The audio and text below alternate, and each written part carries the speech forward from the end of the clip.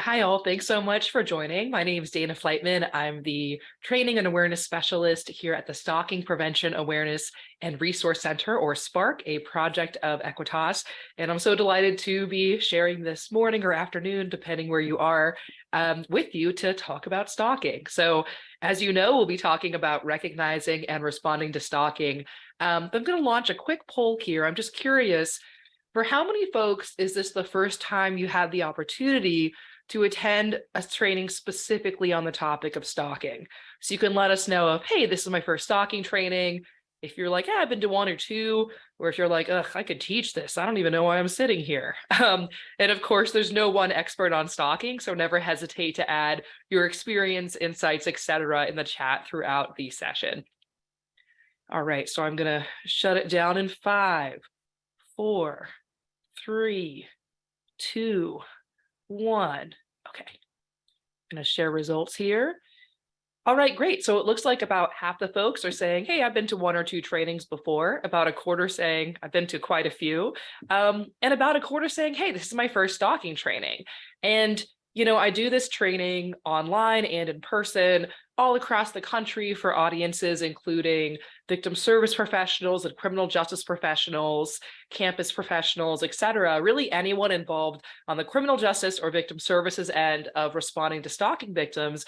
And I always start with that question, and usually it's a third to the whole room who haven't had the chance to attend stalking training before. And that's not a reflection on anyone as a professional, but it is a reflection that stalking is really undertrained in our field. Right. And we want to remember there are 4 major crimes under the Violence Against Women Act. It's domestic violence, sexual assault, dating violence, and stalking. But it's always kind of like, and stalking? Like we almost called our website andstalking.org, because so often it's an afterthought. It's like, oh yeah, and we deal with stalking too, right?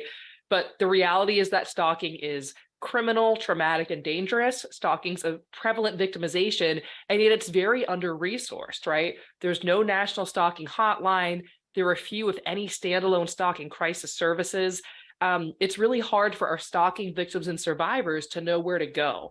And so it often falls to folks like you, and I know I'm talking to multidisciplinary professionals here, but it falls to folks who are often primarily focused on domestic and or sexual violence to kind of add stalking on and respond to those victims as well.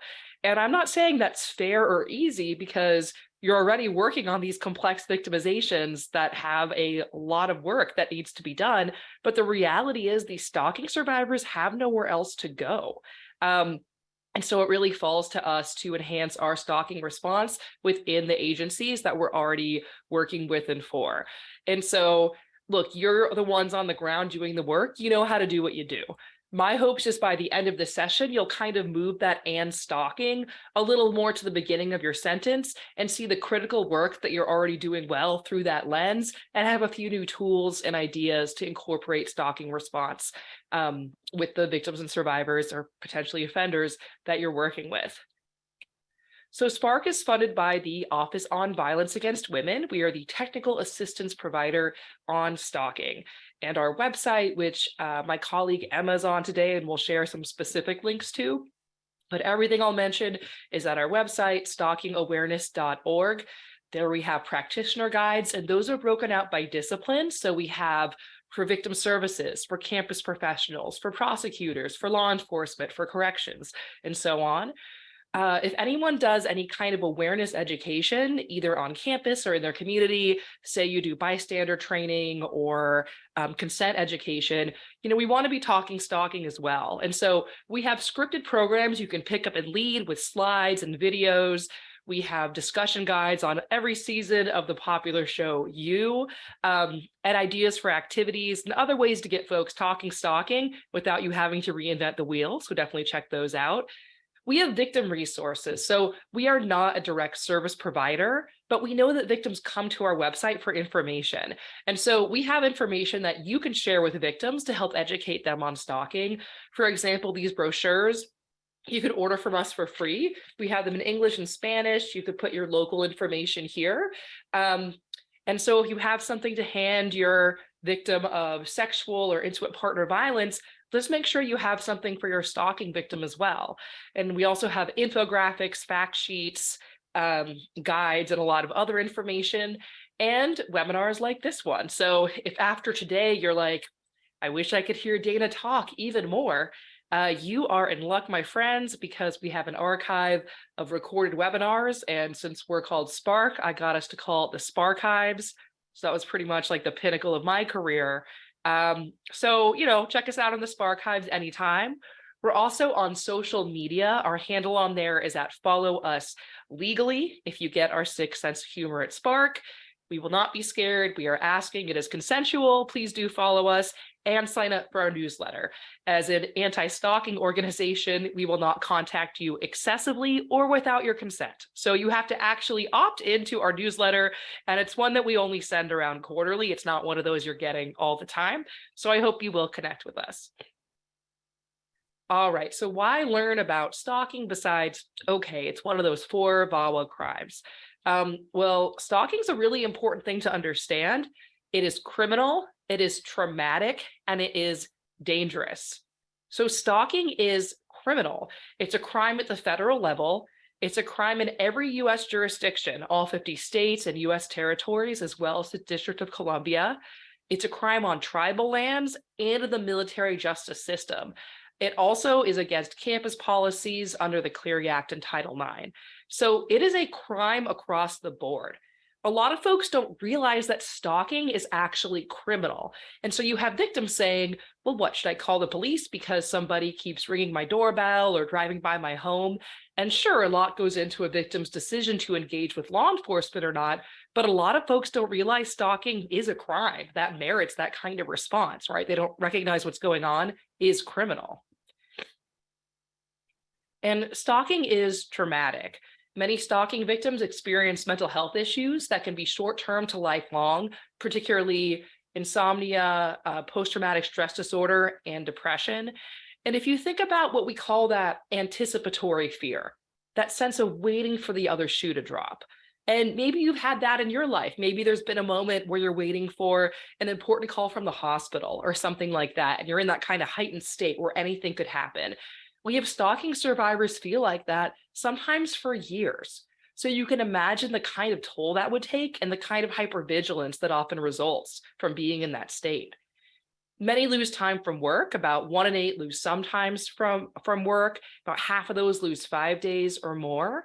And stalking victims depends on your state, but in most states are not a protected class of worker. And so often these victims don't have any recourse if they do lose their jobs because of their dealing with the stalking offender, whether that's the time they spent in court or getting a protective order, or whether it's something like they slashed my tires, I can't get to work, that interferes with my workday. And quite a few relocate. So this really shocked me when I learned this, that fully 1 in 7 stalking victims move. So think how annoying it is to move when you want to move, right? It's stressful, it's expensive. It's not something you do because you're kind of annoyed by somebody, right? It's a big decision that really affects your life.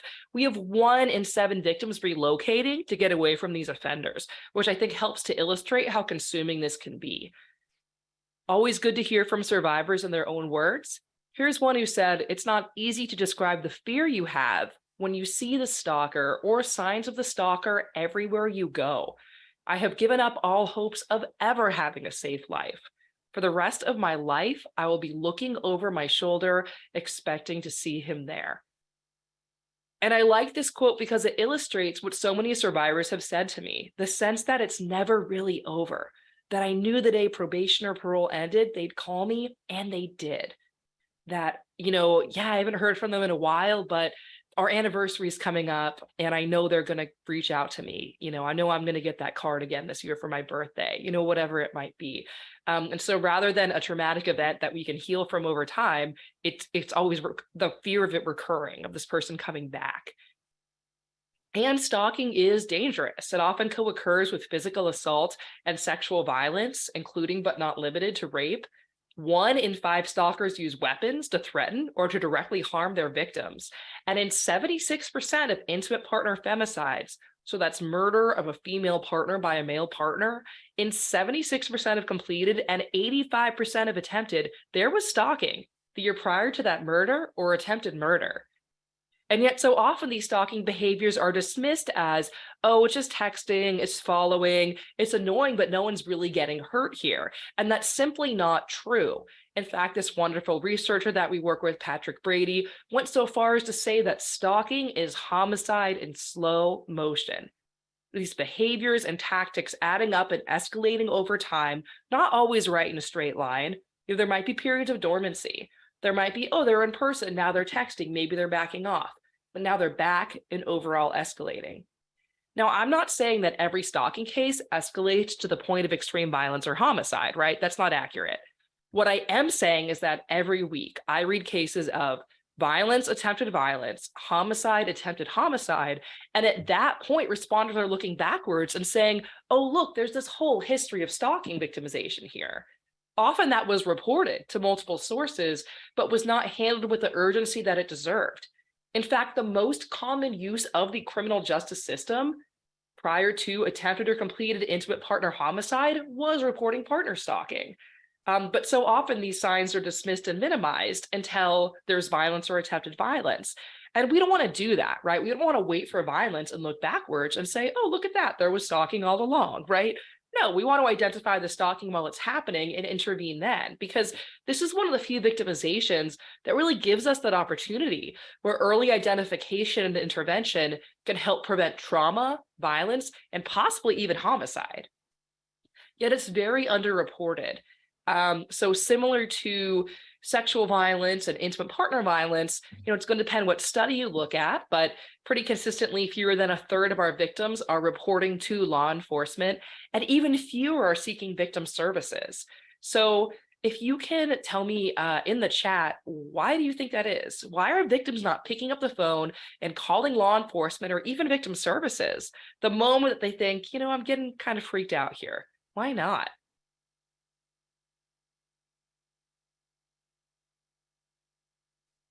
They're scared it could get worse. Yeah, absolutely. That fear of escalation.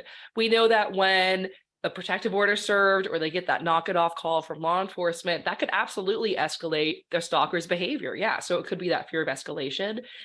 And I see a lot of fears here. And I think absolutely not being taken seriously and not being believed.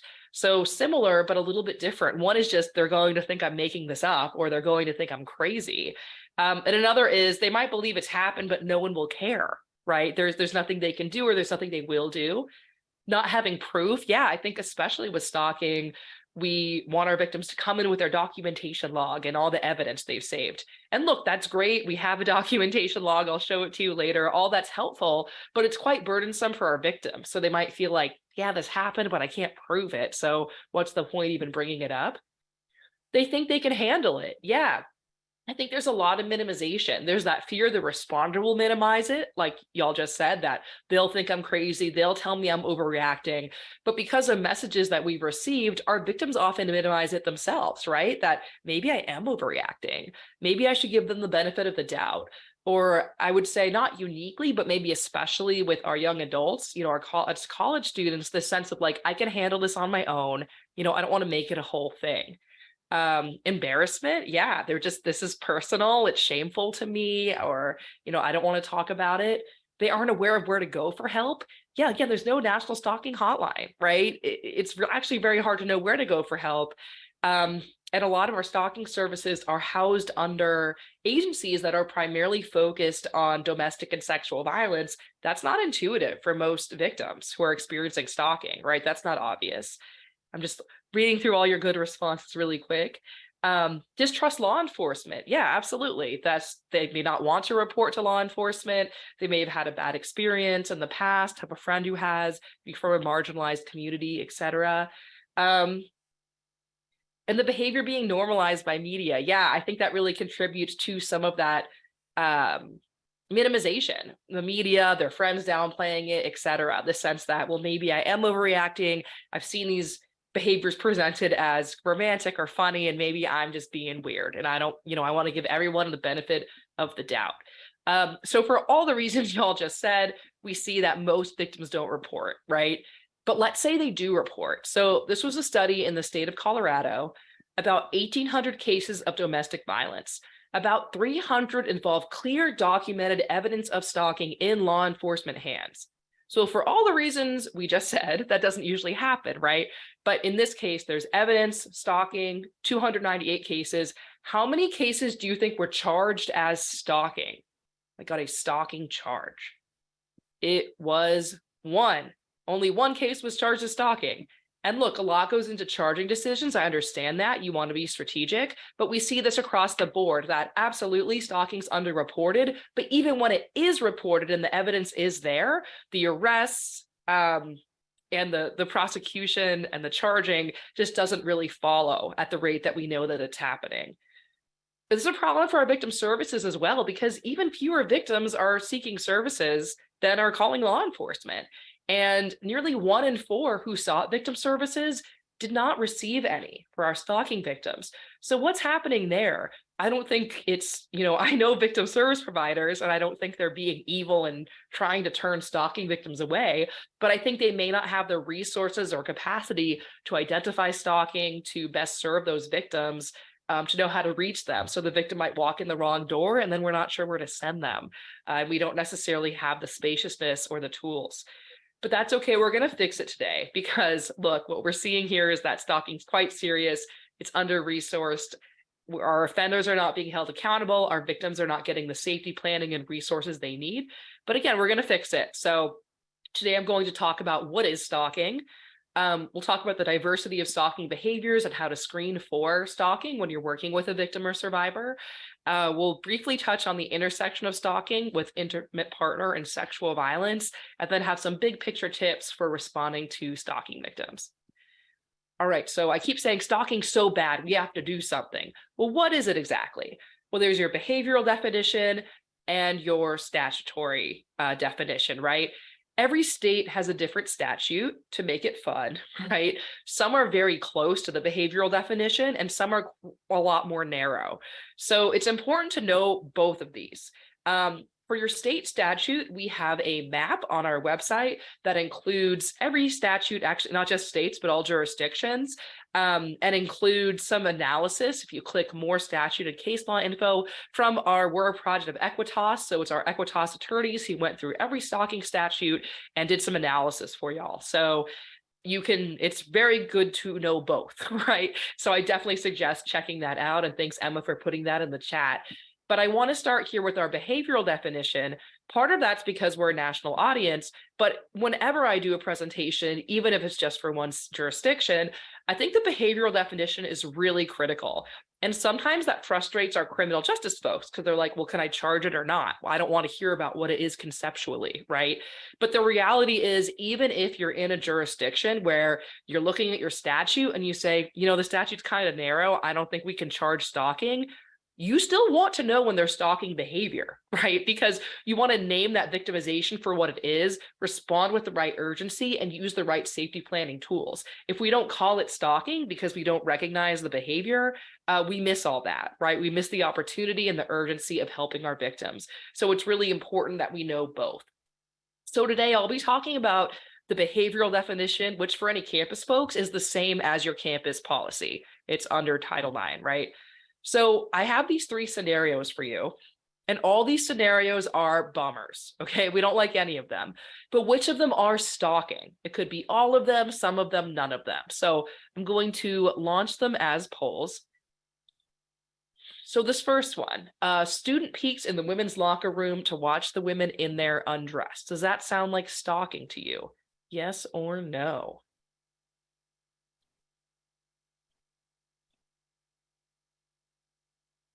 All right, seeing the responses come in.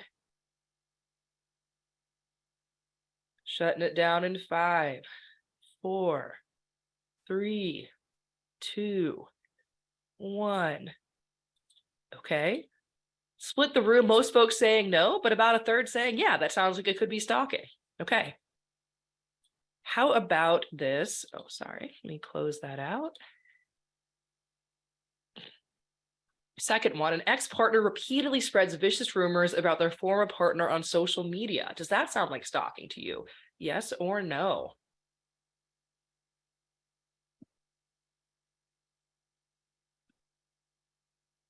All right, responses are flooding in.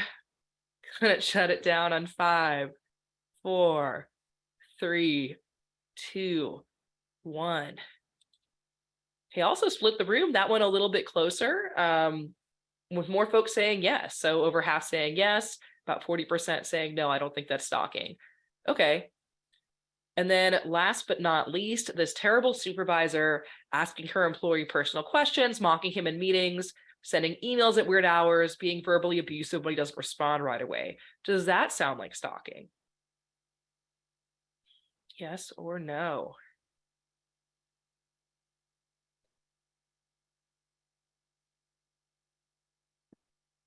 All right, shutting it down in 5, 4, 3, 2, 1.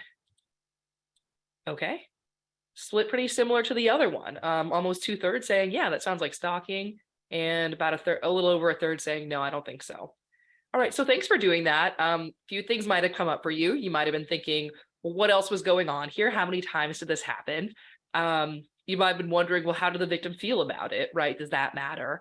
And so luckily for you, I'm going to go through our behavioral definition here and share these examples. So we'll get all the clarity. Okay, so behaviorally, stalking is a pattern of behavior directed at a specific person that would cause a reasonable person to feel fear for their safety or the safety of others, or to suffer substantial emotional distress. So to break that down a little bit more, it's a pattern of behavior that's not a single incident or one-off event, and that's called a course of conduct in most statutes and policies. So you might hear me use those terms kind of interchangeably: pattern of behavior, course of conduct. I'm talking about the same thing. It's 2 or more behaviors that make up that pattern. That's true in most jurisdiction statutes. A few jurisdictions, it's 3 or more. But everywhere, most places, it's 2 or more. Behaviorally, it's 2 or more. And those behaviors can be quite varied. So if I'm stalking my colleague Emma because I'm the worst coworker ever, okay? So maybe Monday I text her, Tuesday I'm mad she didn't respond, I smash her headlights. Then Wednesday I feel kind of bad about that, so I send her flowers. All of those are stalking behaviors, right? And so stalkers often combine behaviors that are crimes on their own, like that property damage, with other behaviors that aren't criminal on their own that can become criminal in the context of a stalking case. So that can be really confusing because it's not illegal to text somebody or to send somebody a gift, but it is illegal to stalk somebody, right, in most places. And also because our system tends to be quite incident based. So usually we're responding to an incident that our victim is telling us about. So I really encourage you to take a step back and sort of zoom out and be thinking, is this an isolated incident? Is it part of a bigger pattern of behavior? Because if a victim's telling you about, say, their smashed headlight, they may or may not think to just voluntarily tell you, oh yeah, I know who did this, and they've been sending me weird text messages, and I've been getting these creepy emails, and I've been getting these gifts in the mail, because that's not relevant. That's not what we're talking about. We're talking about the property damage. But it is relevant because it's letting you know, oh, this isn't just about one thing. This is actually a course of conduct that could be a stalking case. And again, victims may or may not think to just say all that, right? And so it needs to be on us to zoom out and be thinking, is this isolated? Is this part of a bigger course of conduct? So it's 2 or more acts, and it's directed at a specific person or persons. So in that first scenario, where we have an offender peering in the women's locker room, that might still be a crime. That wouldn't really be stalking unless it's directed at a specific person or persons.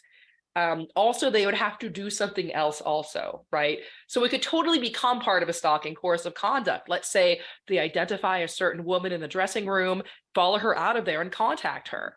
Okay, now we do have 2 or more things, and it's directed at someone specific. But that on its own would be more of that kind of voyeurism, peeping Tom, necessarily stalking, because stalking is directed at a specific person or people. That being said, we often see what we call target dispersion, which is maybe you have a stalker targeting, say, their ex-partner. Ex-partner starts dating somebody new. Okay, so now they're stalking their ex and the ex's new romantic interest, right? And we know that our stalkers are trying to get information and access to their victims. So they're likely to reach out to a victim's family, friends, colleagues, etc., to try to get that information. So a lot of folks can be involved and even considered co-victimized in a stalking case, but we still see that behaviorally as directed at a specific person because the offender is trying to get to that victim and they might use other people to do it. And it would cause a reasonable person to feel fear. So fear is really important to understanding stalking, and it's actually what separates stalking behaviorally from a behavior it's often confused with, which is harassment. So harassment is typically that repeated behavior that would make someone feel frustrated, disrespected, annoyed, create a hostile environment. And harassment can be quite serious. I'm not trying to minimize it in any way, but it's not necessarily scary. So if my supervisor is emailing me at 3 a.m. and then yelling at me, calling me names in front of the staff at 9 a.m., like she's terrible and I hate her. I'm not necessarily afraid of her. I'm just like, wow, that is really disrespectful behavior. And I feel very upset about this. But let's say that I'm driving home. I think I see her car a couple back. She texts me a picture of myself walking my pug and says, why are you doing that instead of working? She emails my husband. I don't know how she got his email. Now I'm scared, right? Because I'm like, this person seems very fixated on me. What's her end game here? Is she going to hurt me? And so harassment can be part of a stalking course of conduct or kind of become stalking, but they're a little bit distinct. And in some of your jurisdictions, charging harassment might be more strategic, but I'm saying behaviorally, they're a little bit different. And it matters because stalking is typically a higher charge than harassment. So when we can charge that, we want to do that. And also because our stalking victims are at greater risk of violence and other risks than our victims of harassment. So we want to know which it is so that we can respond appropriately with the urgency and the tools needed. So fear of what? So this is where, when you look at your own statute, it's good to do some analysis. Behaviorally, we'd say fear of bodily harm, so that safety or the safety of others, as well as emotional distress. So emotional distress is talking about that emotional fear. And I don't mean that in a touchy-feely way, like if you didn't feel great that day, you're in emotional distress. Emotional distress is recognizing that fear may be of acts in addition to or in place of bodily harm, right? You might be afraid of losing custody of your children or of never having a private moment ever again because this person can see everything that you're doing. The people who are experiencing emotional distress feel that they're under surveillance, that their life is being invaded, that they're being sabotaged, that they're being intimidated. The best quote that I saw about it was a victim who said, "It's like he's taken my life without killing me." So that sense that I cannot have a normal life because of the sabotage from this stalker, right? That's what we're talking about when we talk about emotional distress. And that's where, with that spreading rumors piece, of the three, I'd say that's the most likely to be stalking behavior. And you may be thinking, well, people gossip, people spread rumors. That's not necessarily stalking. And you're right. But we see some really intentional sabotaging kinds of rumors that can cause a lot of fear and emotional distress. For example, there was a case where an offender, every time the victim got a new job, would send nude images of her to the new employer, as well as a bunch of rumors about what she liked sexually. So obviously that's beyond, oh, people gossip, right? That's spreading that kind of vicious rumor that is really sabotaging this person's ability to have a normal life, to have a normal social life, to have a normal life at work, etc. And so we do often see that kind of public humiliation and rumor spreading, or the threat to do so, right? That if you don't do X, I will release those photos, etc. As part of our stalking cases. And the fear of that ruined reputation can be very powerful. But fear is tough, right? So stalking is about fear, but fear, again, is different for different people, right? Like what's scary to me might not be scary to you, and vice versa. So we're going to watch, this is literally a 5-second video, and think about which of these folks you identify with more.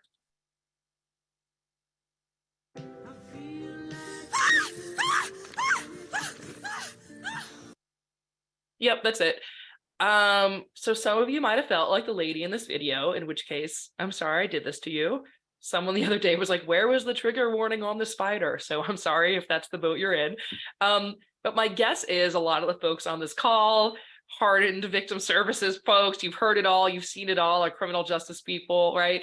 Probably the space left here on the screen is resonating a little more, right? For a lot of you, or at least we can get where this guy's coming from. Like, It's this tiny spider. This lady's losing her mind. Can she calm it down? Right.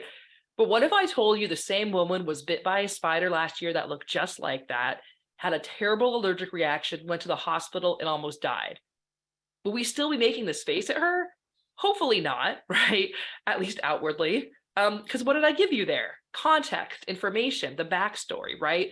And context is critical in stalking cases. It's really everything in stalking cases, because a lot of times what's scariest to our victims and survivors might seem benign or even kind of nice to an outsider. For example, this was a case where the victim did call the police. And honestly, she was hysterical. She's yelling, she's screaming, she's crying. And all she'd say was, "There's a cup of coffee in my car." So understandably, the police are not sending out the SWAT team. They're kind of like, "Okay, you prefer tea? Sorry. Like, what is your problem, lady?" And eventually she calmed down enough and said, "He's here." So it turned out it was a stalking survivor who had relocated to get away from the offender, address confidentiality, new job, really thought she'd covered her tracks. She leaves to go to work that day. She gets in her car. There's a cup of coffee with his old nickname for her on it. So I can only see a few folks on camera, but typically when I tell that story in person, people go like, "Ugh," right? And what that tells me is a reasonable person would feel fear. It's really scary when we know the whole story. But if all we see is this artifact with no context of this cup of coffee in the car, it's like, dude, I wish my car did that. Why are you upset? Right? We have no idea what the problem is. And so something may be scary to the victim, but not to you as the responder. And I mean responder broadly, whether you're victim services, criminal justice, or a trusted friend that somebody told, you may just not understand why this person is having this reaction. And so what you want to do is ask some follow-up questions respectfully. Ask questions like, what message did that send to you? What was the meaning behind that? Because those behaviors often have specific meanings only understood between the victim and the offender. The classic, albeit an extreme example, is an offender saying something like, "I'll send you roses the day I kill you." So the victim gets flowers, is terrified. Everyone around the victim is saying, "Oh, that's so lovely," because they don't know about that specific meaning, right? And so it's context that makes stalking scary, and it's the context that makes stalking stalking, because no one thing is stalking. It has to be, well, what's the context of what else is going on and how are these behaviors adding up? And it's not illegal to send someone flowers. It is generally illegal to make a credible threat to kill somebody, right? And so when one means the other, we have to do a little digging to explain this context and what that really meant. Because so often our stalking cases get lost on the surface because the threats are not, there are explicit threats in stalking cases, but they might be these more implicit threats that take a little bit more explanation and digging to understand. The reality is there's no better risk assessment than a victim's own fear.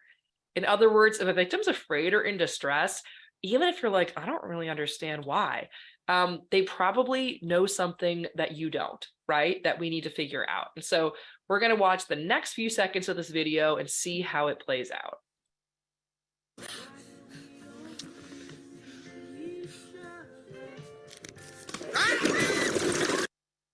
All right, so obviously a very silly video, but we don't want to be that guy, right? And this happens in our stalking cases all the time, where we have a victim in a lot of distress and a responder who's saying, "It's a few text messages, you're overreacting, they'll knock it off." One who was on point the whole time. It was actually our victim who accurately assessed the risk, right? And so we don't want to be that guy. We want to take our victim and their concerns really seriously, recognizing that they might know something that we don't. But is it fear? So in that video, we can tell the woman's scared because she's literally yelling and screaming and jumping.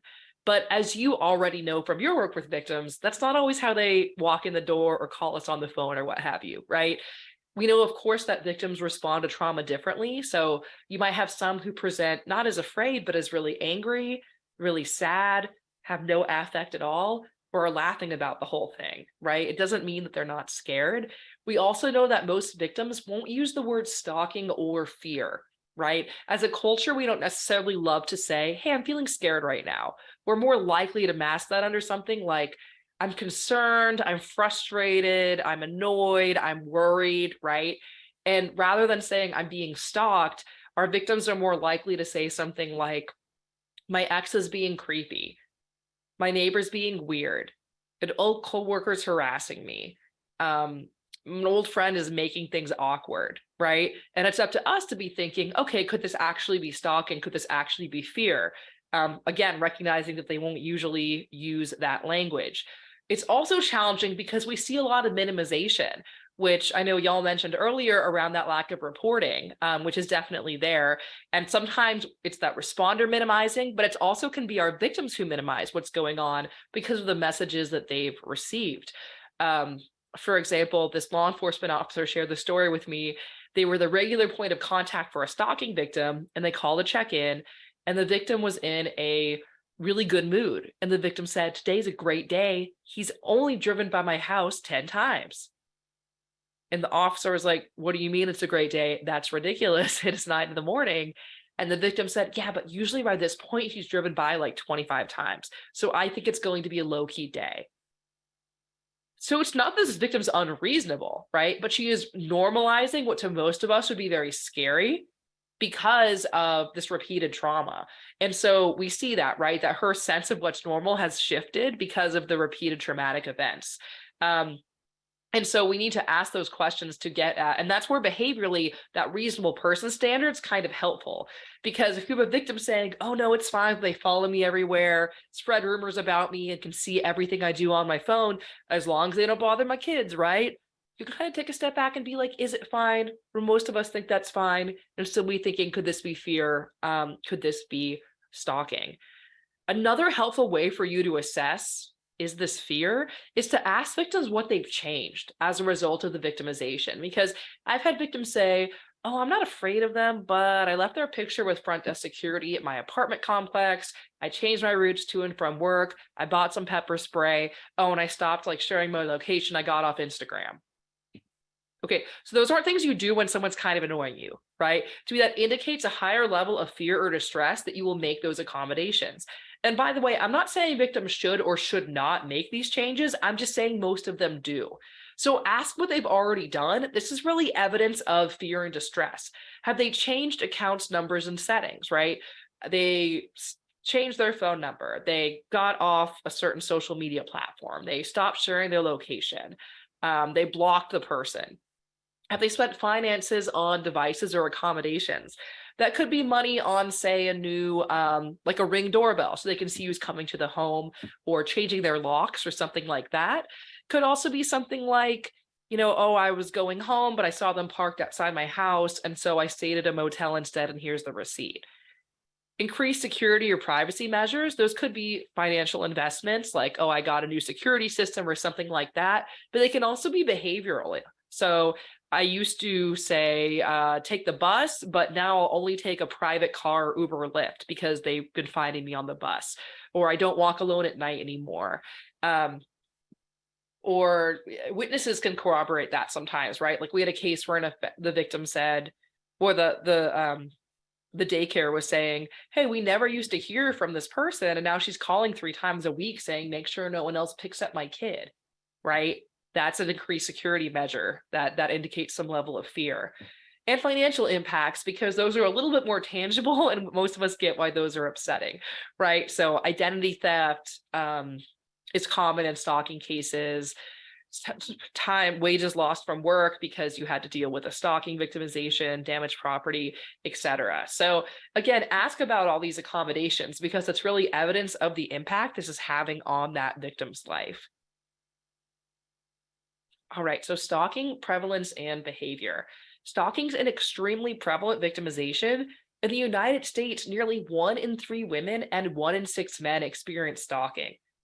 So if you're familiar with the data around intimate partner violence and sexual assault, it's very similar depending what study you look at. Often it's somewhere between 1 in 3, 1 in 4, or 1 in 5 women.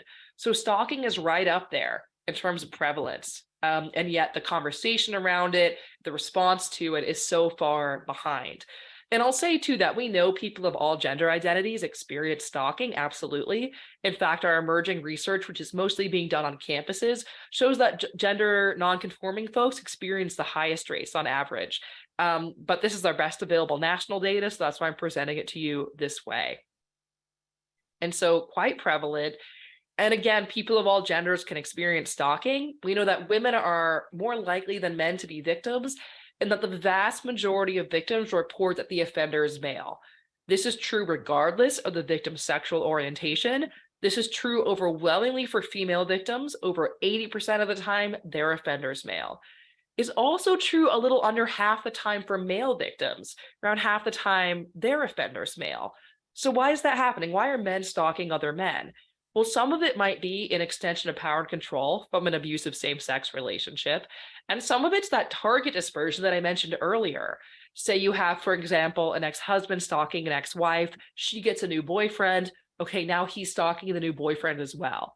That's not all men stalking other men, but that dispersion is a big piece of it and a dynamic that we see quite often. So when I look for pictures of stalking, which I do because I'm fun, okay, this is the kind of stuff I get. So as you can see, it's a lot of alleyways, strangers, hoodies. I like this person in the middle left wearing like a mask and a hoodie and behind a computer, but did not cover their webcam. So you get the sense of these kind of shadowy strangers in the alley, very similar to the myth of the stranger rapist, if you're familiar with that, right? And I'm sure it will not surprise anyone on this call to realize that this is not accurate, right? That actually, in reality, most victims know offenders, offenders know victims. So I know you know that already. I show you this because most people don't, right? When we're talking to the general public about stalking, this is really what they're envisioning. They're generally envisioning a shadowy stranger, or they're thinking about like a secret admirer who's sending them ransom style notes because they're still buying magazines for some reason, right? But they're, this kind of, I don't know who it is. Or they might be thinking about like a fan of a celebrity who's obsessed with that celebrity, because that's a lot of the stalking news that we read is that, someone crashed the Kardashians' house or what have you. And all those things can and do happen, but they're by far the minority of cases.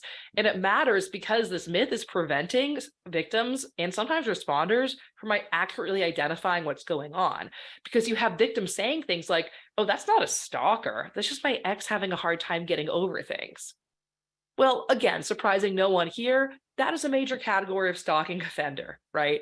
And so somewhere between about a third of the time for our male victims, over 40% of the time for our female victims, the stalker is a current or former intimate partner. And I'll talk in more detail about the intersection of intimate partner violence and stalking in just a little bit. But I also want to pause here and say, let's put that aside for a second. If 30-40% of the time our offenders are intimate partner related, that means 60 to 70% of the time they aren't, right? They might be acquaintances. They could be a stranger, though it's relatively rare. They might be a brief encounter, like, oh, I think they work at that coffee shop I go to, or oh, we met at that party that one time. It could be a family member or a person of authority. That could be a supervisor, academic advisor, or someone like a law enforcement officer, immigration officer, somebody like that. And so I encourage you to think about, and I know that we have folks here sitting in different agencies with different scopes and roles, but is your organization serving all victims of stalking, intimate partner and non-intimate partner? If you're not, do you know where to refer them? And if you are, that's great, but would they know how to find you? Because if I'm being stalked by, say, an estranged friend of my same gender and there was never a sexual relationship, I'm probably not going to pick up the phone and call rape crisis services, right? Like, why would that occur to me? But that's where the folks like you often are who could help me, right? Because that's where the stalking response usually is. And it's true on the criminal justice side as well. If anyone's specializing in stalking investigations, they're usually under our domestic violence, right, division. And that's not wrong, but it is incomplete because we're missing actually the majority of our victims. And so we have our victims who are thinking it's stranger, we have responders often thinking it's intimate partner, and we're both only seeing part of the picture and we're walking past each other. And so we have a checklist of fun questions you can ask to be the most popular person at your next staff meeting. We have these for victim services, for campuses, and for law enforcement agencies to just do some reflecting on, do we serve all victims of stalking? And if so, how would they find us, right? And some of these suggestions are pretty low-hanging fruit. Just things like, is the word stalking on our website? Do we participate in Stalking Awareness Month?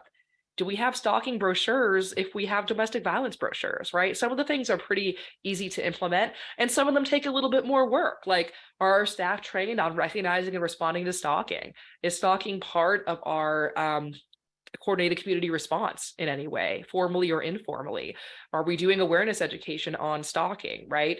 And so our job at Spark as a technical assistance provider is to give you everything you need to help to be able to check yes to all of these things that are relevant to you, right? To, if we're saying you should hand out a brochure, you can order the brochure, right? And that. So we have a lot of resources we're proud of, and there's always more we can do. So please check out our website and don't hesitate to reach out to us for any ideas, for any training, any other resources that would help you better do your work.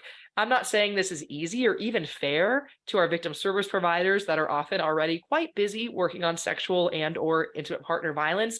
But again, our stalking victims really have nowhere else to go. And so we need to be making sure we're serving all of our victims and survivors here and reaching them. All right, so stalking behaviors. I do not mean this as a compliment to stalkers, but stalkers are extremely creative offenders. People always tell me their most bizarre, disturbing cases are stalking cases because definitionally, it is about going out of your way just to scare somebody, right? That's the point of it. Like I read a case where an offender drove 300 miles to carve his ex's name in trees near her new home. Like that's a stalking case. I've seen a lot of dead animals in the mail cases lately. Those are stalking cases. These why? Do anything else with your time. Those are stalking cases, right? And so because stalkers engage in a wide variety of behaviors and can be quite creative and inventive, we have to expand our thinking so that we identify all of those as stalking, even those behaviors that may not initially trigger in our mind, oh, that's a stalking case, right? Now, a lot of stalkers engage in what I very scientifically call this kind of crazy making behavior, where they're engaging in behavior specifically that makes victims feel like they are crazy, and that sounds kind of outlandish, right? For example, a common stalker tactic is to break into a victim's vehicle or home and not take or break anything, but just leave some sign they were there. So maybe they leave a can of soda that's the brand the victim knows they like to drink, right? Or they turn the TV on a channel they used to watch together.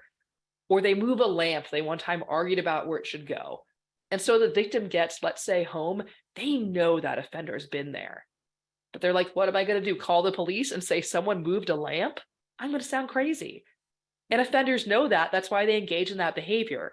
In fact, fully 1 in 4 victims reported that exact behavior on the most recent CDC data, a stalker breaking into their vehicle or residence and just leaving some sign they had done so. And so if a victim ever says to you, I know it sounds crazy, but that's a red flag. That might be a stalking case. I'm not saying don't investigate it, but I'm saying let's investigate it, because these offenders really do go to extreme lengths and do these things that sound like, why would anyone spend their time doing that? Just to get to their victims in ways that can feel really unsettling and hard to prove. So there's so many stalking behaviors that exist.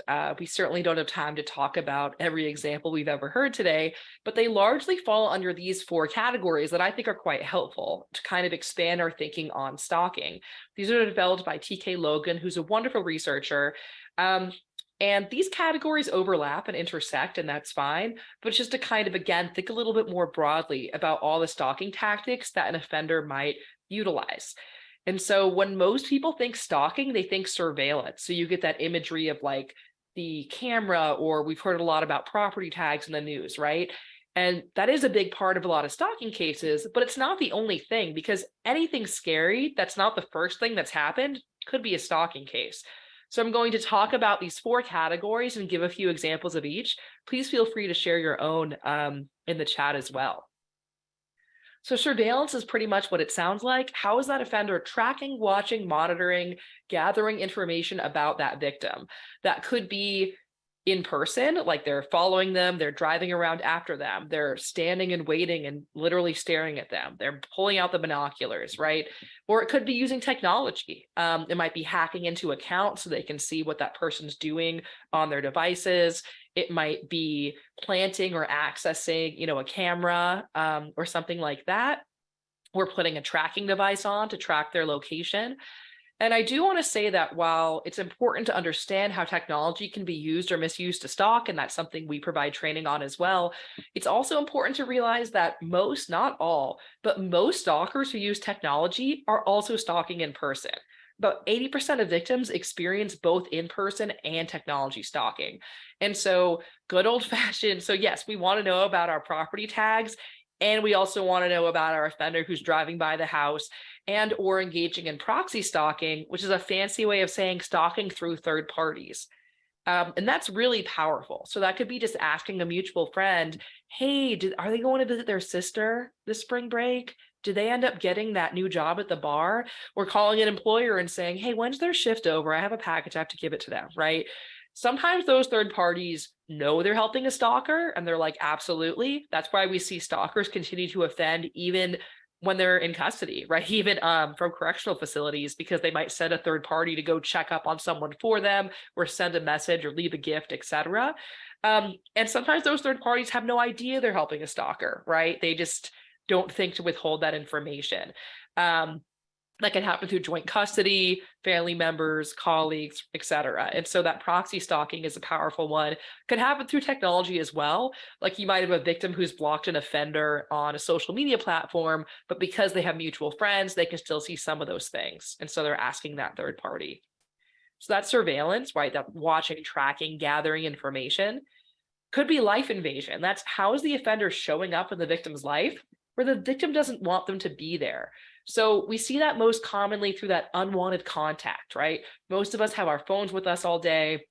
And so it's across platforms, across strategies. They're texting, they're calling, they're leaving voicemails, they're on WhatsApp, they're on Snapchat, they're on Facebook, they're commenting, they're direct messaging, right? Just this constant, they're liking things, they're upvoting things. So just this every time your phone buzzes or beeps, it's like, oh, there they are again, trying to get to you, trying to get you, trying to get to you. Could also be showing up and inserting themselves in the victim's life. We see that quite often, that like, since when do you go to this grocery store that's 2 hours from your house? Since when do you come to our kid's soccer game, right? But they're just showing up and finding excuses to be in public or semi-public places. Property invasion, I already mentioned, or harassing friends and family, or alternately, they might try to integrate themselves into social circles. So it could be, oh, I met this new person, you're going to love them. And then it's the stalker. Or it could be that now they're calling friends, family, etc. And so many victims say, hey, when it was just me, it was fine. But now that they're calling my mom, my sister, my friend, my brother, like that's not okay, right? And so often that target dispersion happens and can be quite invasive. Could also be that intimidation. So again, stalking is about fear. So fear of what? What is this person afraid of? What are they being intimidated by? There's usually some kind of threat. Those threats might be explicit, and we do see those in stalking cases, right? That I will harm you, I will do this to you, I will kill you. But we also see that symbolic violence and those more implicit threats that I mentioned earlier. Because if you think about, say, that cup of coffee in the car, especially if there's been violence in the past, what's that offender really saying? They're really saying, I found you and I can get to you and I can hurt you again, right? But again, that's a little less obvious than, a handwritten note that says, here's how I will kill you.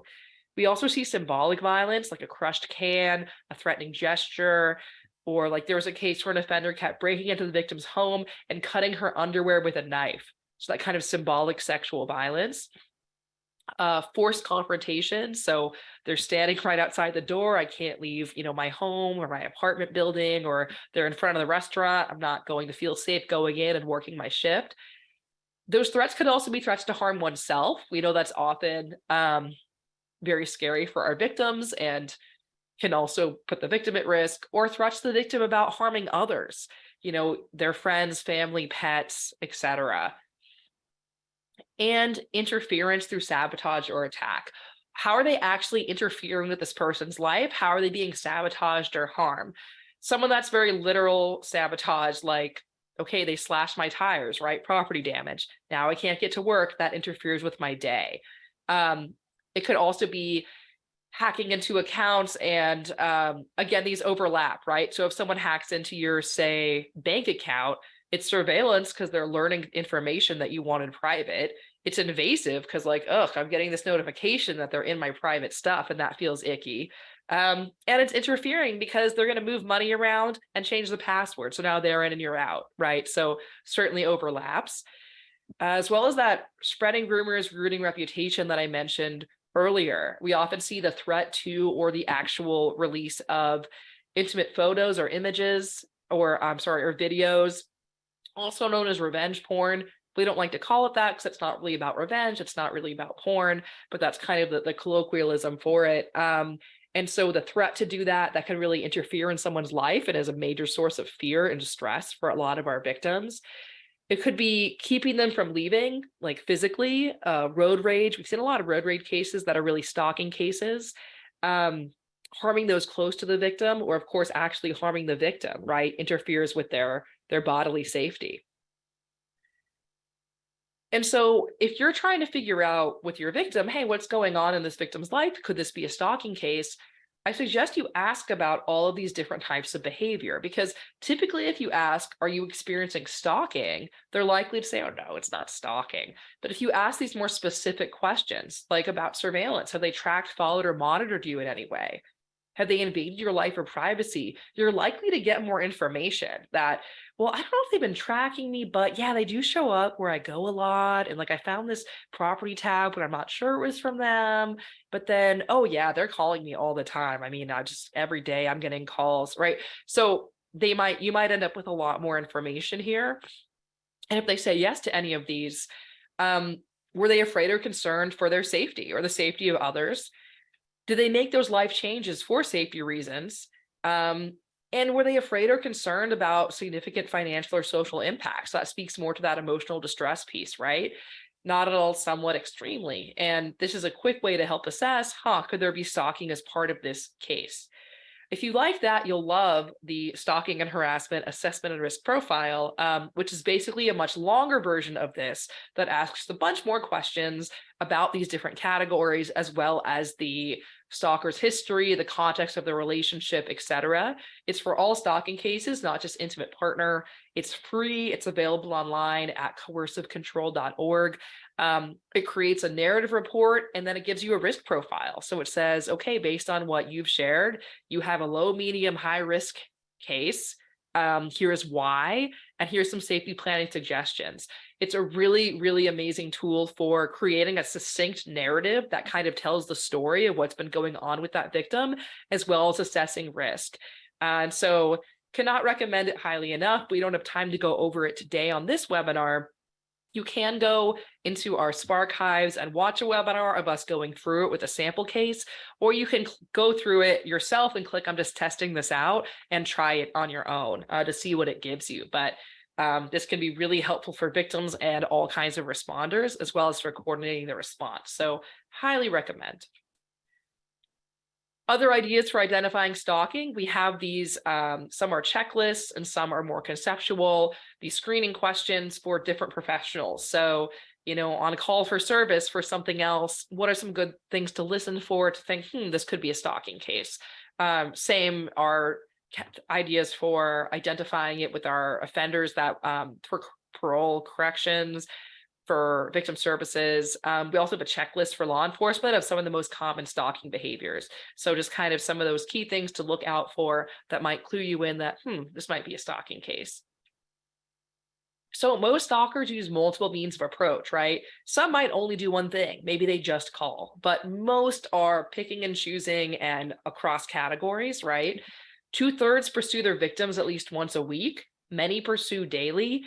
And the average duration of a stalking case, this truly shocked me when I learned this, not the high end. The average duration of a stalking case is 2 years, and 10% of cases last 5 years or more. And so what that means is that for many of our stalkers, they have time to change their behaviors. And now look, a stalking case can last from one afternoon to an entire lifetime, right? There's a huge variety.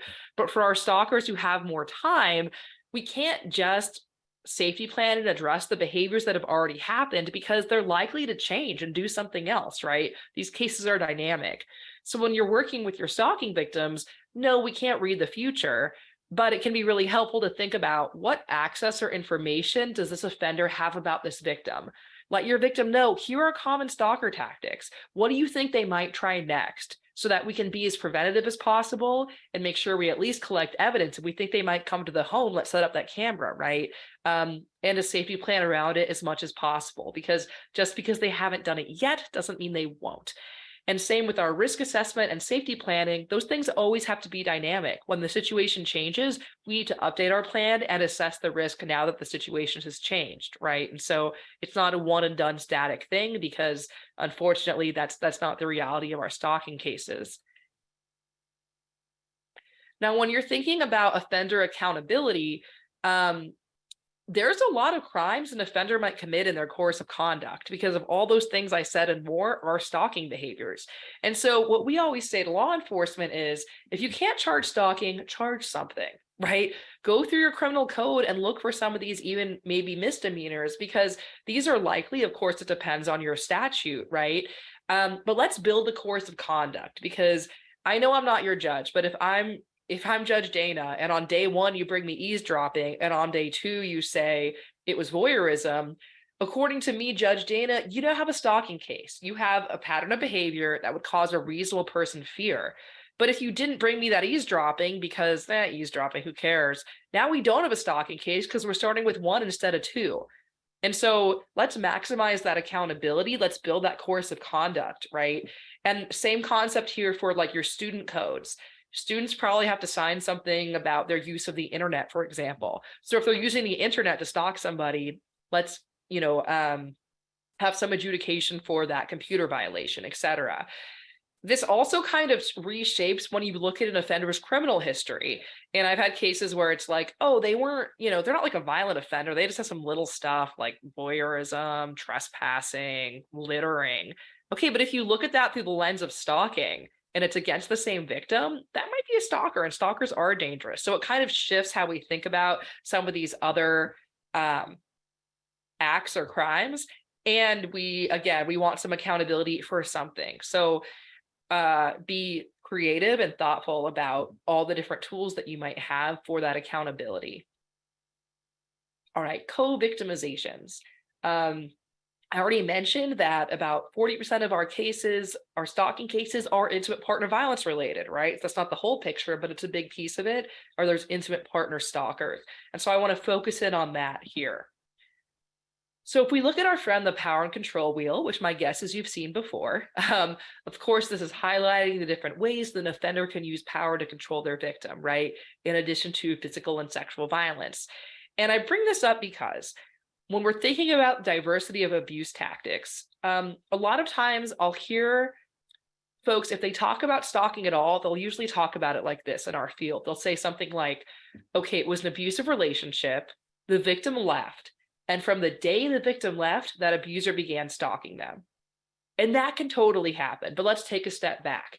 If during the relationship our abuser is calling all the time, texting all the time, putting a tracker on the person, following them, showing up at work, showing up at school, asking friends and family where they are, threatening them, spreading rumors about them, that's stalking, right? It might be what we call emotional abuse or digital abuse or coercive control, and it's stalking. It's both. And it can happen during or after a relationship. About half the time, it's happening during the relationship as well. But again, typically folks don't call it stalking them. They usually call it emotional abuse or digital abuse. And it is those things, but it's also stalking.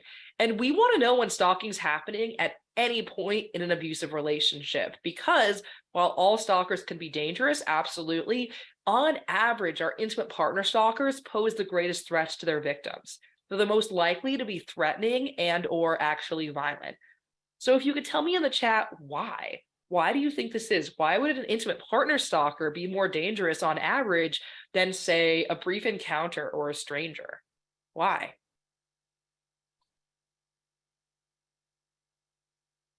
They know their routine and the access. I think absolutely the knowledge and the access, right? They know some very practical information to stalk, like they know their mom's phone number and where their old housemate lives and when they go to the gym and where they like to get coffee, right? So they know some very practical information. And like someone saying here, they know the victim's fears, right? Stalking's all about those unique fears. So who knows us better generally than our current or former intimate partners. And so they know what will uniquely terrify that victim, which is what stalking is really all about. So yeah, absolutely. The access and the information. And so again, all stalkers can be dangerous. Big picture, the closer someone is or was to the victim, the more threatening and violent they are likely to be. And so it kind of follows here, right? Where our intimate partner stalkers the most dangerous, then our acquaintances, private strangers, public figures. Public figure means like a celebrity or somebody like that. Notice the numbers here are not zero for anything, right? So all stalkers can be threatening and dangerous. And I also wouldn't get too hung up on these relationship categories, because if you think about especially like acquaintance versus intimate partner, no one uses the term intimate partner besides us, right? No one's like, oh, come home for Easter, you've got to meet my new intimate partner. Like, no one says that. And if you look at a lot of our relationships, especially though not uniquely with our younger adults, maybe it's, oh, we met on a dating website, but we didn't hit it off romantically. We hooked up a couple times, but we're mostly friends. Is that an acquaintance or an intimate partner? I don't really care. I think what's important is what access or information does this person have about the victim, and how committed do they seem to be to continuing their course of conduct, right? An acquaintance is a big category. If it's an acquaintance that's someone that's like, oh, that was my best friend, we traveled together, we were housemates, and then we had this falling out and now she's stalking me, I'd put that level of risk generally higher than an acquaintance that's like, oh, I met that guy at a coffee shop once, right? Like those are very different levels of information and access. And so that's really what you're trying to assess here. Our intimate partner stalkers are the most likely to approach the victim in person, to be interfering, insulting, and threatening, to use weapons to threaten or harm, to have their behaviors escalate quickly. And while the recidivism rate is high across the board for our stalking offenders, it's the highest for our intimate partner offenders. This is a study of women with protective orders that kind of reinforces this as well.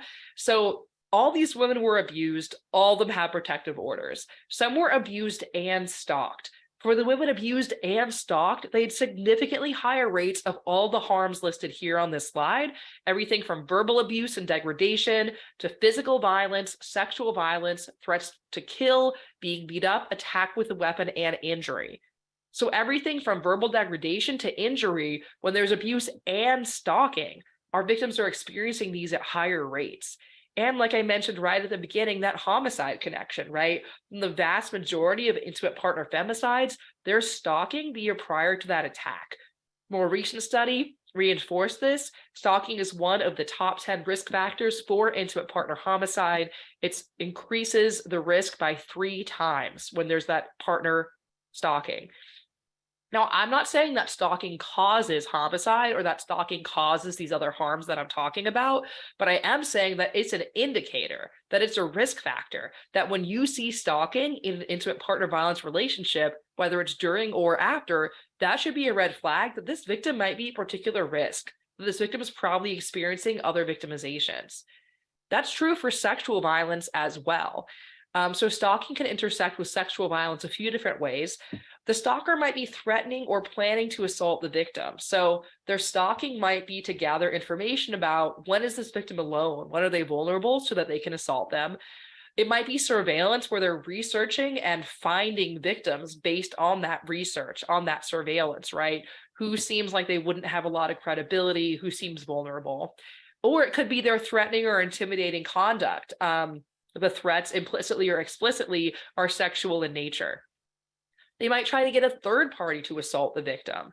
So there was a pretty well-known case where an offender went on Craigslist and impersonated the victim. And we see quite a bit of impersonation online in these cases, unfortunately. So pretending to be the victim posted an ad saying, I have this violent rape fantasy and I want a real aggressive man to come and rape me. If I yell and scream, that's part of it. Here's where I live. Here's what I look like. And unfortunately, because we live in a terrible world, someone did respond to that ad and assault that victim.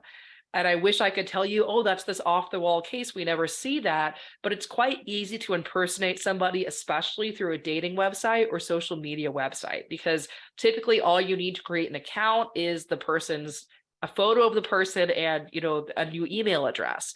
And so we see offenders impersonating victims and setting up dates for those victims where there is likely sexual violence or at least the threat of sexual violence. The stalker might actually assault the victim at any point in their course of conduct, right? Or the stalker might contact the victim after sexual violence. So sometimes we see that intimidation after a sexual assault, right? That you better not tell anyone, or I saw you going to the police station, you better not be reporting this. Or that thanks for a great time, let's do it again next week, or some kind of conflation of the two, right? And so that contact after sexual violence can also be stalking. Or to reinforce the trauma of the assault. Like there was a case where an offender, after the had penetrated the victim with an object and then kept mailing the victim that object, right? So that's stalking after the assault. So stalking can look very scary on its face, like that rape ad, right? Or it can look like this, more of this grooming behavior. So if you think about grooming through the lens of stalking, it's multiple contacts, it's identifying people based on their perceived vulnerability, and it's usually multiple contacts and showing up and sending gifts, etc., in order to create that harm. And your victim might say, so is it a pattern of behavior? Yeah. Is it directed at someone specific? Yes, they're choosing these targets intentionally. And would it cause a reasonable person to feel fear? Yeah, most people are afraid of sexual violence. Even a really narrow stalking statute is going to include that sexual harm in there generally. And so you may be thinking, but when though? Because on day one, this victim might say, well, I wasn't scared when they said I was mature for my age. I was flattered, right? But there's no statute that says when fear has to attach. So if you're looking back and saying, yeah, I wasn't scared when I got the text message, I thought that was really flattering. But now that I realize our entire relationship was a setup for my rape and it all started with that text message and that's terrifying, that could still be a stalking case. So definitely look at these grooming behaviors as well through that stalking lens. And again, just the co-victimizations here. About a third of women stalked by an intimate partner were also sexually assaulted by that partner. And it's not only penetrative rape, but other kinds of sexual violence as well. So that same study that showed, okay, these women have all been abused, they all have protective orders. For the women abused and stalked, they had higher rates of all these other sexual harms, including sexual degradation, sexual coercion. You see verbal pressure is twice as high, substance use goes up like 4 times, implicit threats and force, and penetration while sleeping, specific kind of assault.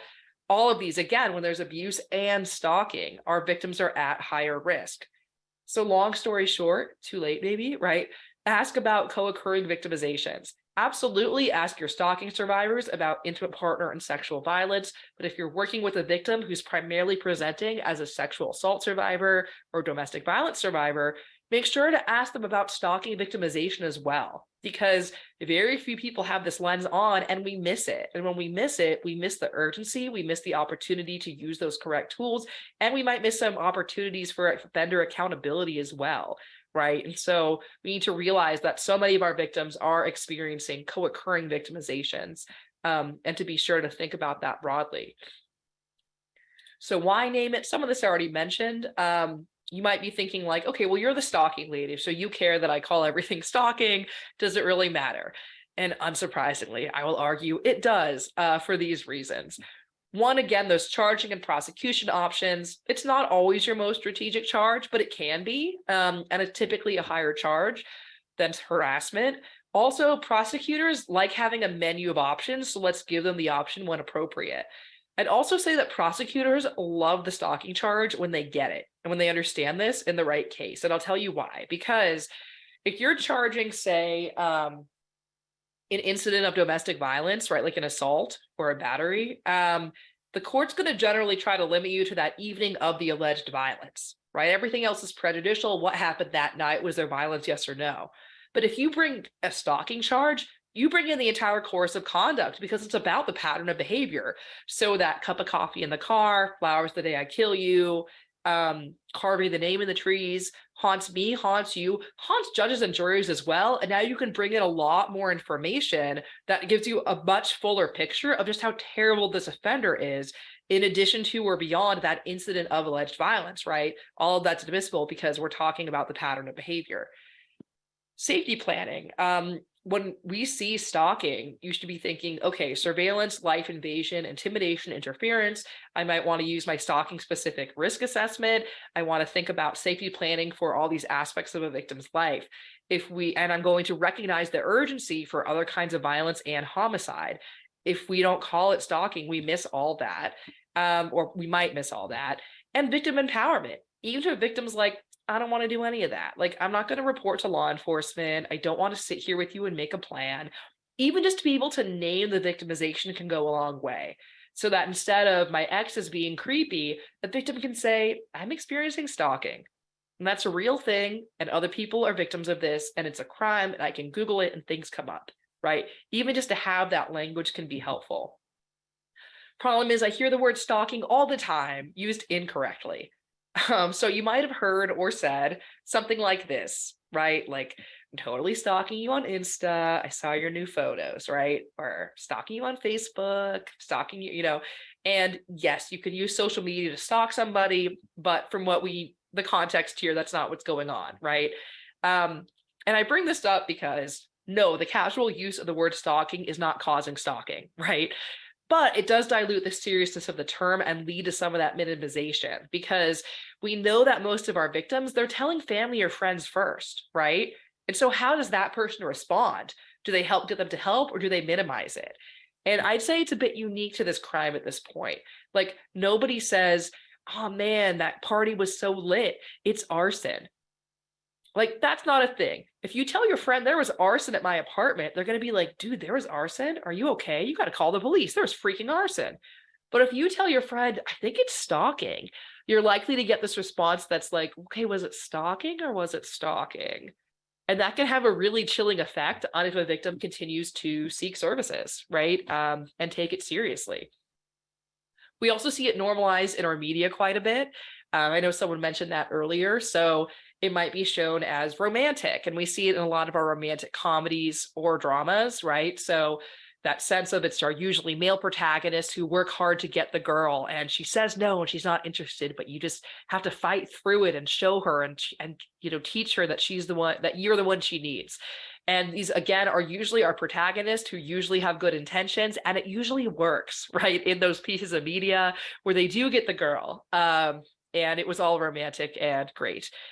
But it's not only in our romantic films, it's also shown as funny. So it's a pretty common trope in our sitcoms and cartoons, that character that pops up and it's that, oh, there they are again. They do not understand boundaries, right?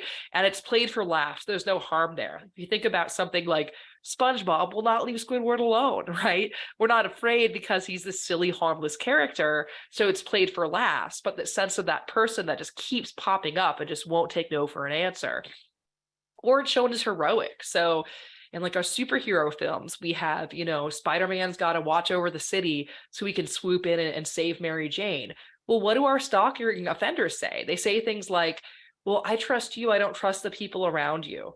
That's why I have to watch you all the time so I can help keep you safe. That's classic abuser script, right? And it fits right in with that hero mentality of I have to know everything going on so that I can keep you safe. If you don't know why Mrs. Doubtfire is up there, just think about it in the lens of stalking. It's a truly terrifying film. But again, the protagonist, right, trying to get his family back with good intentions. Or it's shown as edgy and sexy, like, ooh, they went there. I'm like, okay, know who else is going there? 1 in 3 women and 1 in 6 men, and because they are victims of stalking, right? But it's also shown as this kind of like forbidden thing. And we do have discussion guides on all the seasons of the show You. It's a great, and I think media literacy generally is a great way to engage folks in conversations about stalking. The reason I present this is not because, again, this is not causing stalking, but it has some real impacts. And I think the big impact is that it creates a fantasy of stalking that is not being countered by a reality of stalking.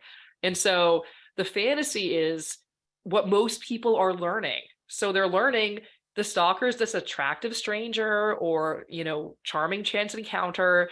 They have good romantic intentions. At worst, they're a little bit awkward. At best, they're really romantic and flattering. And the victim's supposed to feel really special and chosen and seen by this. In reality, that's not who stalkers are, right? They're usually somebody that the victim knows and does not want to be talking to. They want to scare their victims and do not stop, even when it's very clear that the victim is terrified.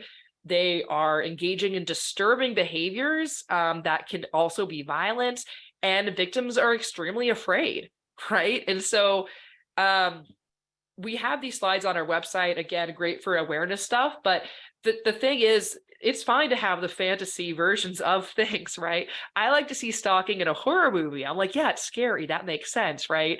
I think the challenge is that we get this fantasy version and it's really not being countered by the reality, right? Even if you think about if you watch an episode of TV and there's, say, sexual assault, you're likely to get something at the end that's like, hey, if you've experienced this, call this hotline.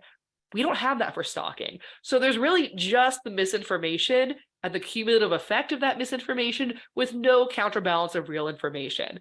And my point is not to vilify any one piece of media. People can like what they like, but to recognize there is a cumulative effect here that is miseducating us and our victims and making us less likely to identify and respond to this with the urgency needed.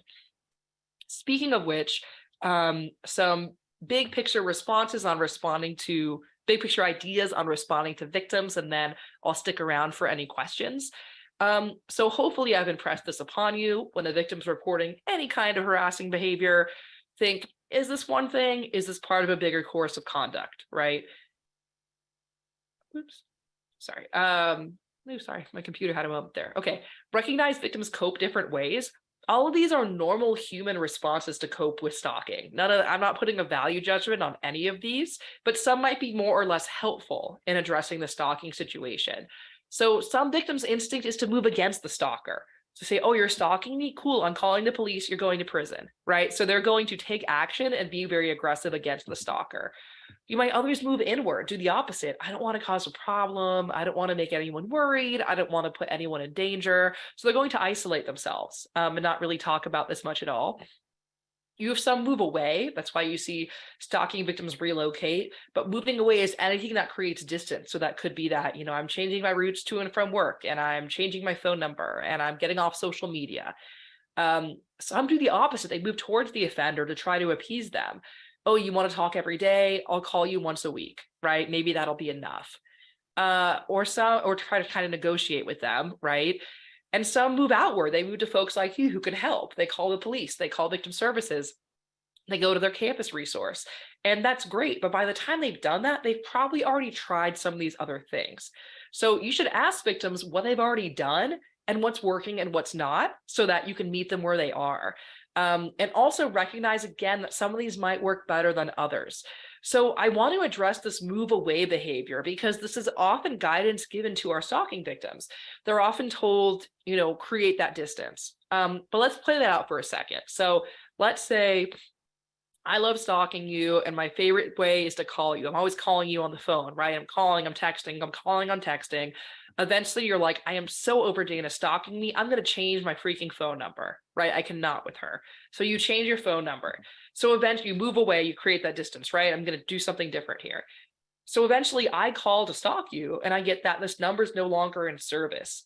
Am I, the stalker, going to be like, oh man, I guess I'll stop stalking and become a productive member of society this day? Like, no, I'm already stalking you. I know where you work. I know where you live. I know your email. I know your Instagram handle. I'm just going to contact you another way. And I might actually escalate my behavior because how dare you? That was my favorite way to stalk you. And now you're fighting back, right?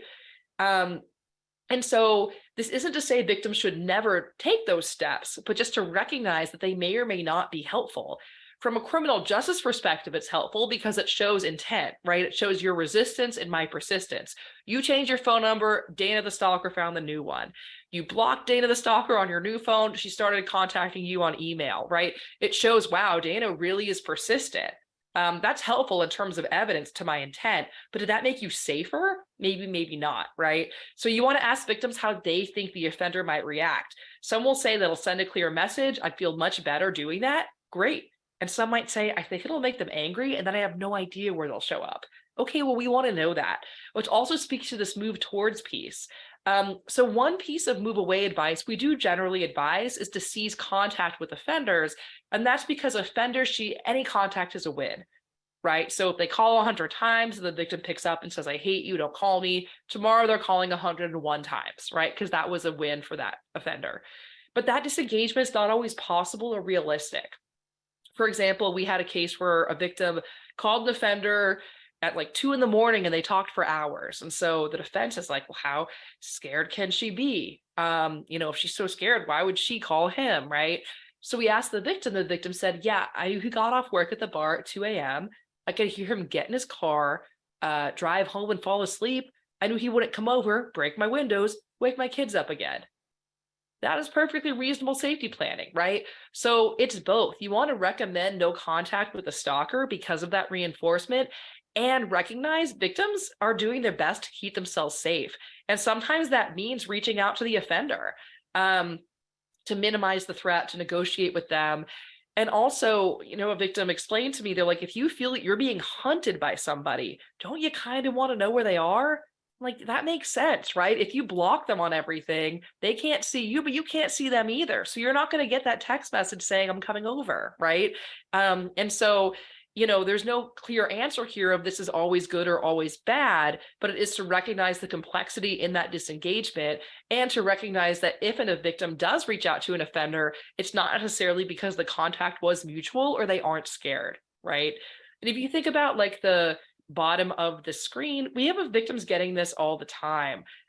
So the temptation to respond and say, stop it, I hate you, is quite strong.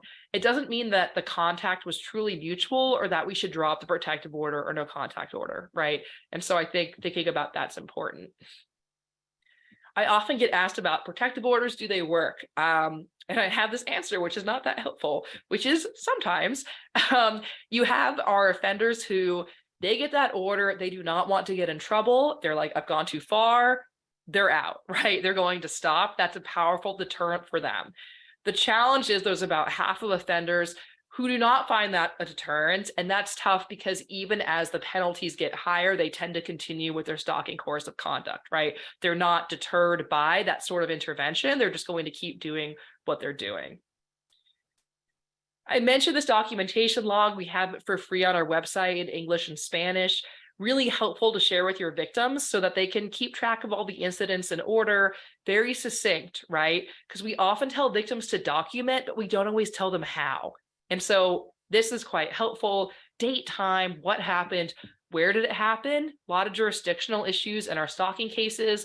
Most victims don't understand jurisdiction, so they might feel like I called the police and not realize, well, that was over the county line. Or, oh, you called campus police, but this is local PD, right? Most victims don't have a great sense of that. If it was online, what platform? Because getting evidence from Snapchat is different than Facebook, is different than Google, right? If there were witnesses, their information, if they've attached evidence, encourage them to save evidence, to take screenshots, and also instruct them how. It's not intuitive. It's not intuitive how to take a screenshot that will be admissible for court. So make sure your victim knows how to save things and document things. And if they made a report to anyone, right? If it was an officer, great, let's get their badge number to help connect the dots. Or if it was the bouncer at that bar, okay, then you still told somebody and maybe they'll be a witness later, right? So let's connect the dots. The reality is victims are often calling the police again and again because of stalking cases, and they feel like every call's the first call, and it's extremely frustrating. And we know that it might be that they're calling different departments. It could be there's a different responding officer every time, and that our day shift doesn't always talk to our night shift. Our weekday doesn't always talk to our weekend. That's the reality, right? And so you might have so our victims get very frustrated and our officers are busy. They're responding to that. There's a cup of coffee in my car. They're like, this is a waste of my time. So having something like this, along with that sharp assessment, can go a long way in saying, this is not the first thing. This is the whole course of conduct. This is just the latest and greatest in this whole pattern of behavior. Again, it can be burdensome for our victims, absolutely, but it can also be quite helpful in showing the full course of conduct and getting that response. Of course, what we need most of all is easier said than done, which is that coordination, right? We need to realize our system is not set up for stalking cases. It's set up to be incident-based. It's not set up for this multi-jurisdictional, sometimes multi-year, highly contextual pattern of behavior that is stalking.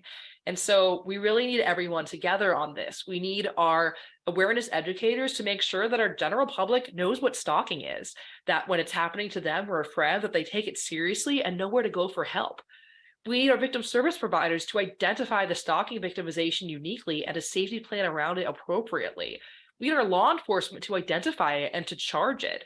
We need our prosecutors to pick up those charges and argue them effectively.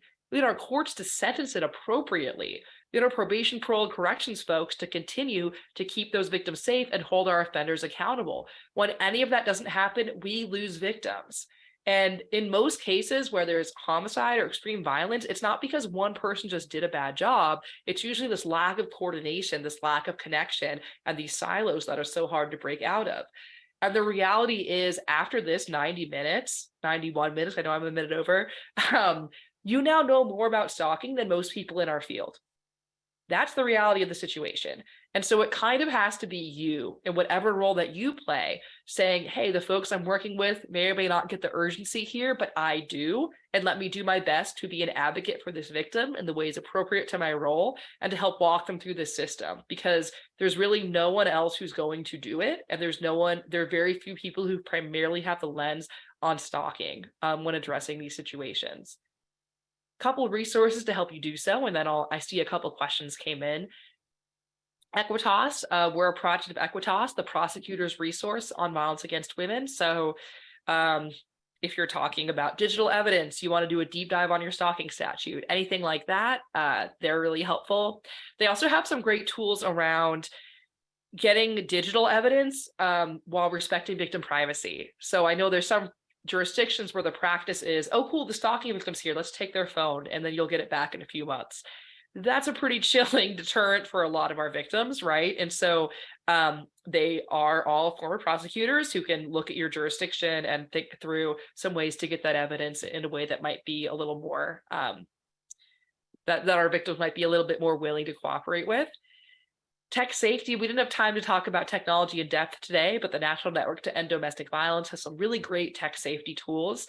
This is one of them, the Tech Safety app. So if you're not as familiar with technology, or even if you are, always great to learn more. Victim Connect is the closest thing we have to a stalking hotline. So if you're ever just not sure where to refer stalking victims, please don't refer them to us at Spark for anything other than general information, because we're not a service provider. But Victim Connect, run out of the National Center for Victims of Crime, can help connect them to local resources. Stalking Awareness Month is in January, so you still have time to get ready. We have everything you need on our website to spread the word: posters, daily social media posts, workshops, etc. So if you're participating in, Sexual Assault Awareness Month, Domestic Violence Awareness Month, make sure you're making just as much noise for Stalking Awareness Month. These brochures and posters I already mentioned, you can get them on our website. And speaking of our website, your favorite place, you know what, you love it, stalkingawareness.org, where we have practitioner guides, again, broken out by discipline. So we have a guide for law enforcement, for judicial officers, for victim services, for corrections, and so on. We have those public awareness modules that you can pick up and lead with videos and scripts, etc. We have victim resources for information and webinars. I hope that you'll connect with us on social media and sign up for our newsletter. And this is my contact information. I just want to thank you so much for your attention and for all your participation today. I know that it's easy for me to sit here and say, hey, do this, think about that, use this tool, right? But you're the ones who are actually on the ground, keeping victims safe and holding offenders accountable. It is all easier said than done, and I totally understand and appreciate that. So truly thank you for the work that you do. Don't hesitate to reach out for further training, to talk about a specific case, for resources, or anything like that. So thank you so much. And at this point, of course, I understand, I know I'm a few minutes over if folks have to go, but I see a couple questions came in, so I'll get to those now for those who can stick around.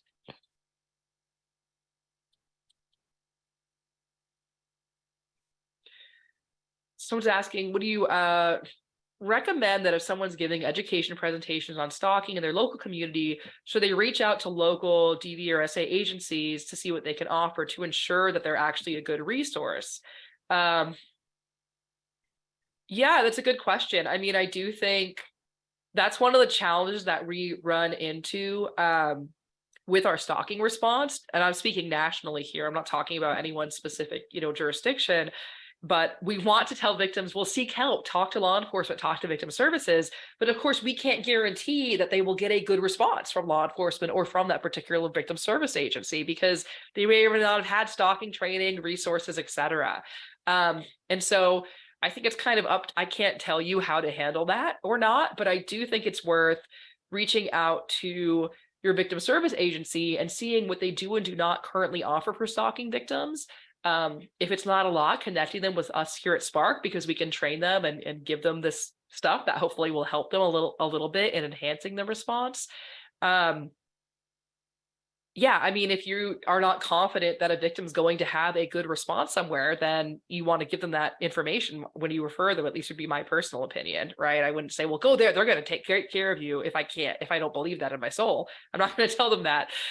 So yeah, in terms, I mean, the challenge with the national resources is they're going to refer to local, right? So your Victim Connect, they're looking at crime victims, they're probably going to send them back to their local rape crisis or domestic violence agency. So that may or may not be super fruitful. So I wish I had a better answer for you. I think for information, Spark website's great. And then working with your local resources to see if they can develop a more robust response, and or asking what they're already doing really well so that you can feel more confident in making that referral, is where I would go. So I hope that helps.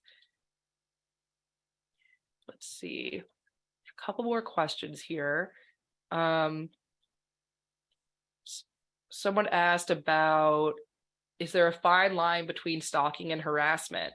Which I was kind of talking about earlier in the presentation.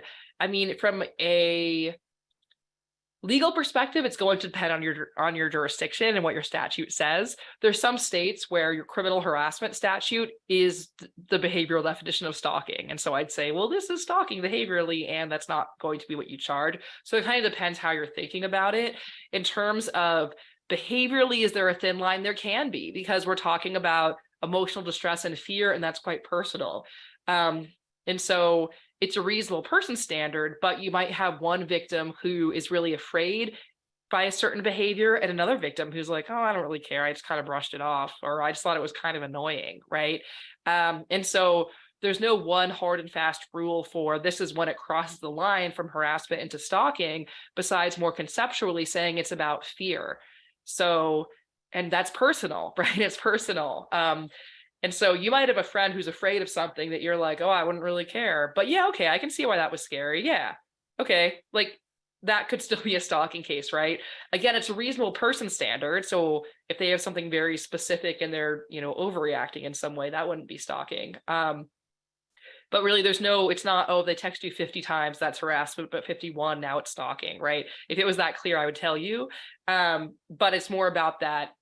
Is this person afraid? And does this offender seem like they might harm this person physically or emotionally further, right? And what's the victim afraid might happen as a result of the course of conduct? And so asking the victim when they think it might stop or what they think this offender wants can also be helpful in helping them articulate it. So it's really about getting the victim to articulate their level of fear and distress and kind of going from there. So I know, again, not the most clear answer, but hopefully that's at least kind of helpful. Those are all the questions I see in the Q&A. I see a couple in the chat. No, the chat is too confusing for me to find questions in there. So I will, but if you do have further questions that I didn't get to, feel free to shoot me an email and I will do my best to get to you. Like Emma said, she can send you certificates of attendance. Just be patient with us. So thanks so much. Thanks for sticking around these extra few minutes. Appreciate you and have a good one.